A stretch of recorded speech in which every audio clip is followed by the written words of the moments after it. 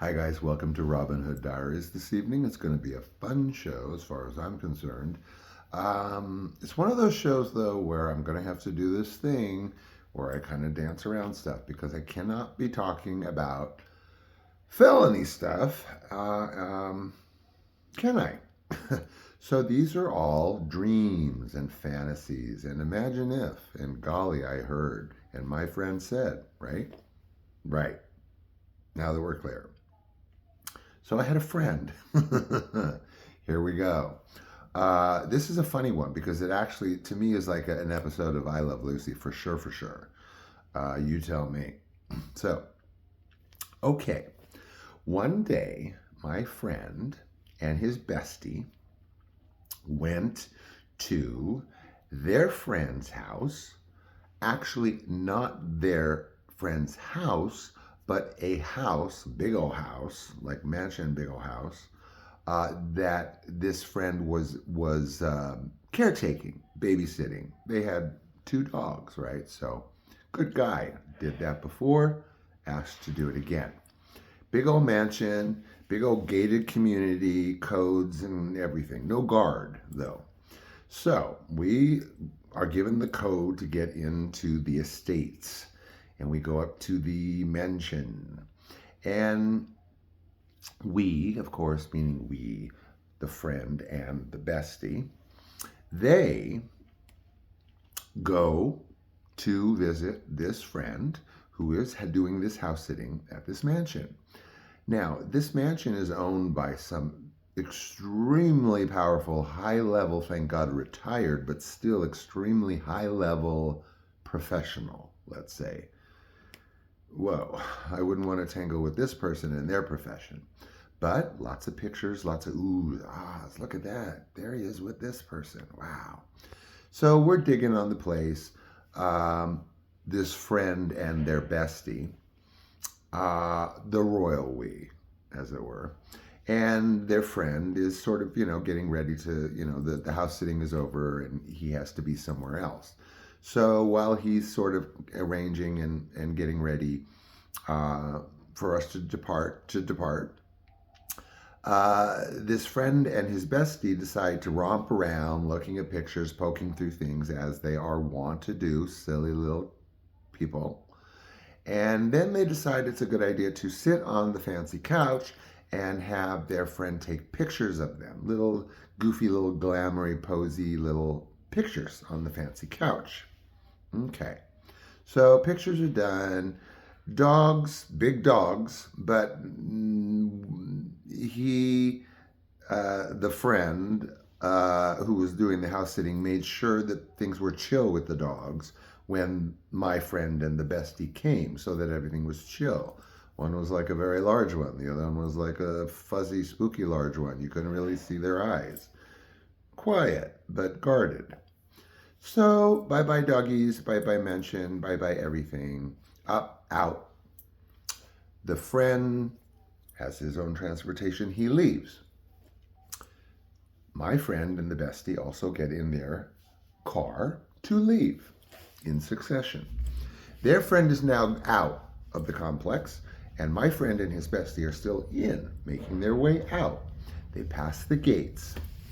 My friend suddenly realizes he had a dime bag in his pocket. $10, what we used to call dime bags, $10 of marijuana in a little plastic bag. So suddenly my friend realizes, oh, that dime bag that I had in my pocket for us to, enjoy later is no longer there. Oh my goodness.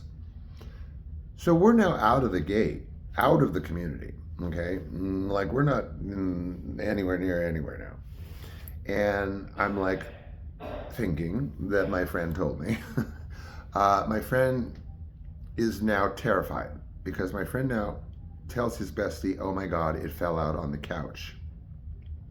We cannot have a bag of marijuana sitting on a fancy, rich, powerful person's couch that was being house sit by their friend.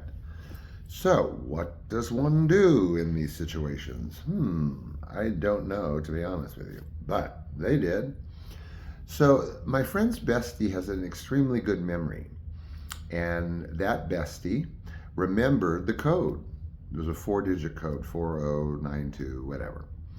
So I'm thinking that my friend, while he is telling me this, my friend, that he is now panic stricken because there's drugs in a house that he just visited, this powerful, fancy house. His friends, like, life is on the line now. What do we do? So my friend's bestie with this good memory remembers the code. So they U-turn back into the driveway of the mansion complex place, and she remembers the code. So now the gate opens, back opens. Now we are strangers in a strange land. Our, the friend, meaning us, they, them, the royal we, are now in a place where they are strangers. There's neighbors, there's people walking their dogs looking at them. Hi, who are you? So my friend has to now pull his junky car into the driveway with all the fancy cars and pull into the driveway, park in front of the house with the other friend gone now, no way to get in. And basically he and his bestie are like, now what the F do we do now? Whatever. I don't know what was going through their brains. So they get out of the car. They go to the side gate of the mansion. The bestie is now fussing and fuddling with the lock to this gate to get into the back yard, pool, lounge, rear, cliff, fancy area of the house. To do what? They don't even know. So the bestie's fuddling with this lock, trying to frantically get in. My friend leans over to look on the other side where the lock is being fiddled with, and guess what? The gate swings open. It was never locked. So the 5 minutes fiddling with the lock was, again, I Love Lucy style. So they get in the gate. Now, what does one do with a fully locked, secured mansion with your drugs inside? Okay, so my friend Einstein and his bestie friend Minnie Einstein go around now trying to open windows, like tugging on bars and like trying to jiggle little opener thingies and go from window to window to window. Then they try sliders.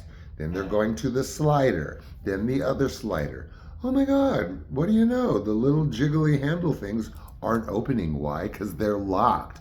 Why? Because it's a mansion. It is under security. So these brilliant Einsteins keep jiggling and wiggling and pushing and turning. Then my friend decides it's a brilliant idea to walk up the side of the mansion to the top deck area, thinking that there may be an attic stair entrance thingy that will bring him down into the house. Hello. They were not high, trust me.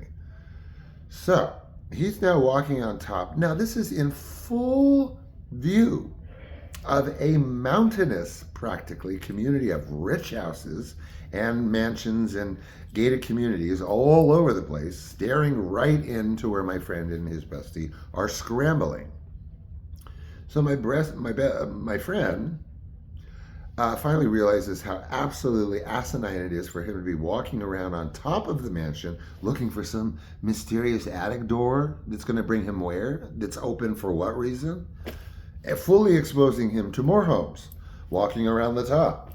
So then he makes his way down. Okay, so then there's jiggling and there's panic and all the while, what are you thinking? What are you going to do? And then so you get the window open, the alarm goes off, and then what? But they're still jiggling and they're still panicking and walking around and peering and pushing and whatever. Finally, my friend and his bestie realize they are fully screwed. Fully screwed. They know the bag of pot is on that couch, and they know that they're screwed and that their friend is going to get nailed and all hell will break loose, especially since what this guy does or used to do. Give you some idea. So full panic mode at this point now. So my friend is now literally pounding on walls to see if there's like if it's hollow, like what are they gonna do, break in, like drill a hole in the wall? So my friend realizes as they were floating over the non-locked gate that there was this tiny little wooden side door that you would like probably put gardening tools in or something. So full panic mode, they've tried everything, all of which would get them in trouble anyway, and they're defeated. So they're leaving back towards the mystery gate that opens by itself. So my friend looks over to the right and says, you know, that doesn't look like a gardening shed door thingy. So my friend and his bestie go over to this little shabby little wooden door thingy. Guess what? It opens. It's not locked. It's the one place on the property that is not locked. So they open the door. And lo and behold, they are inside the garage of the mansion. They are now on property. They are officially on the threshold over where they should be. But now they're in the garage. So how do you get in the house, right? Right. So they make their way around, squished around, fancy cars and tool boxes and Stanley tool crap everywhere. And they see the door from the garage into the house. Now it's prayer time. Now it's prayer time. Okay, we've already like screwed up everything to the vast expanses of ridiculousness. And now there's the door. So, of course, they walk over to the door, my friend and his bestie, and lo and behold, the door is unlocked. So these poor mansion owner rich people decide, I don't know, forgot to lock the garage door. Yay for my friend and his bestie. So the door opens. They open the door to go searching for the you-know-whats. And guess who is right in front of them? The two dogs. Dogs don't know what they're doing. Have no idea why these people are back, and they are looking at them dead on. Not small dogs. Big, furry, fluffy, one grainy, coursey, one beige, the other was brown. So I hear. Not an ideal scenario. So my friend and his bestie are now locking eyes with these two big dogs staring at them, having just met them. And there's this pause. So the bestie is like, oh, good doggies, good doggies. And then my friend's like, yeah, good doggies, good doggies. And they're not moving. They're just sitting there staring. They're just staring. Believe it or not, my friend and his bestie sort of make their way towards and around the dogs. The dogs aren't like wagging and playing and rubbing and panting. They're just watching. Like they can't even imagine what in the hell is going on here. Now it's time to search. So my friend and his bestie ransack the living room looking for the drugs. Smart enough to know that it was probably where they were sitting doing these stupid glam shot pictures in this house that was not their own, that they should never have been in the first place, with their poor friend who's trying to hell to get out of there. You know, he's busy, he's got things to do, and he's done with his house sitting, and we're not house sitters. We are guests, temporary, fleeting guests. So we're ransacking the couch now. Covers are flying off, everything all over. There's the dime bag right there under the cushion, wedged towards the back. The dime bag. Bingo!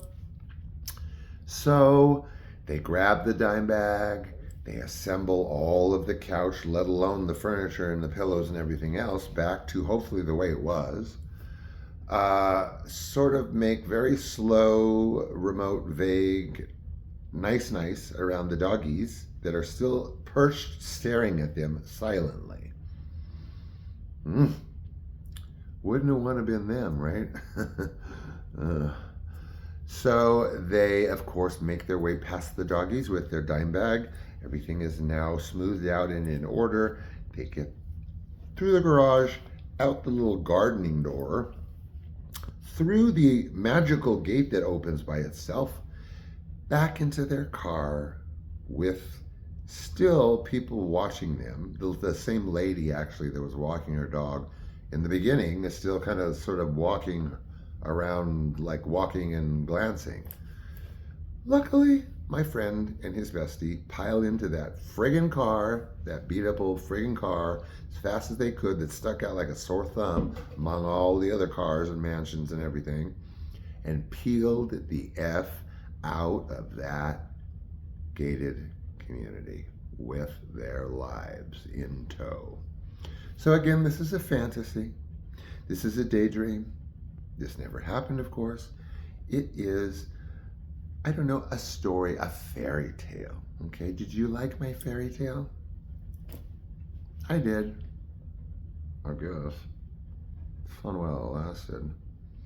Okay, so that's my freaky I Love Lucy style story for the day. So a little levity, a little lighthearted from all the fairly serious clips that I have left earlier. Refer to those as you care to. Otherwise, I will see you soon enough. Tomorrow, lots of in-betweeners. I love you. Thank you for being here, and goodbye.